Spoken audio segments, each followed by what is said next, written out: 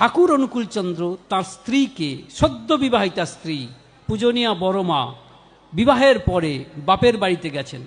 সেই সময় বড়মা একটি চিঠি লিখেছিলেন ঠাকুরকে। ঠাকুর তার উত্তর দিচ্ছেন। আমি এই প্রসঙ্গে বলতে চাই, আমি পূজনীয়া বড়মাকে এই অবসরে প্রণাম জানাই। কারণ যদি বড়মা এই চিঠিখানি না লিখতেন তাহলে ঠাকুর এই চিঠির উত্তর হয়তো দিতেন না। কারণ ঠাকুর নিজের থেকে চিঠি লিখতেন এটা সম্ভবত আশা করা যায় না। তাই এখন তিনি এত ব্যস্ত, এই চিঠিটি তিনি লিখেছেন। কি লিখছেন? এই চিঠিটাতেই ওই গীতার শেষ সারাংশ বলেছেন। চিঠিটা লিখছেন, এই সম্বোধন করছেন কল্যাণীয়াসু। আচ্ছা, বলতে পারেন কেন কল্যাণীয়াসু বললেন? আমরা কি লিখি? আমরা আমাদের স্ত্রীকে যখন বাপের বাড়ি গেছে আমরা কি লিখতাম বলুন তো? প্রিয়তমা বা এই জাতীয় কথাবার্তা, বা সেও লিখত প্রিয় আমার বা এই জাতীয়। আমি জানি না, মানে এটা তো প্রেমপত্র। কিন্তু ঠাকুর লিখছেন কল্যাণীয়াসু। কেন বলুন তো? জানেন?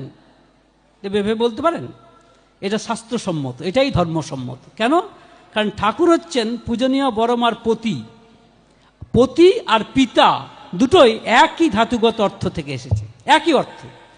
পিতা তার কন্যাকে, পুত্রীকে, তার সম্পর্ক হচ্ছে স্নেহের সম্পর্ক।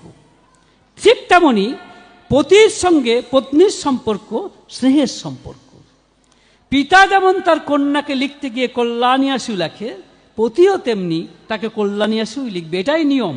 তফাৎ শুধু একটাই, তার সাথে সেক্সুয়াল রিলেশন হয়, কন্যার সাথে হয় না, শাস্ত্রসম্মত। তাই ঠাকুর লিখছেন কল্যাণীয়াসু। তার পরের কথা ধরে লিখছেন, তোমার সুধামাখা পত্রখানি পাইয়া যে কত কিরূপ আনন্দিত হইলাম, তাহা এই সামান্য পত্রে আর কিরূপভাবেই জানাইব।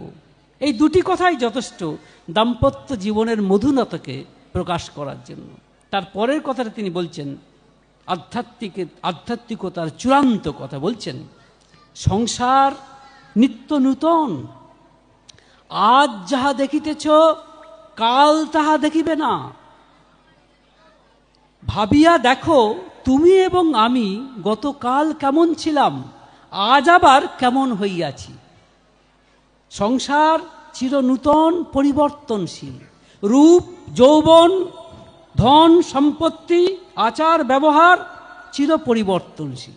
তবে ভাবিয়া বলো তো দেখি, কি এমন আছে যার কোনো পরিবর্তন নাই?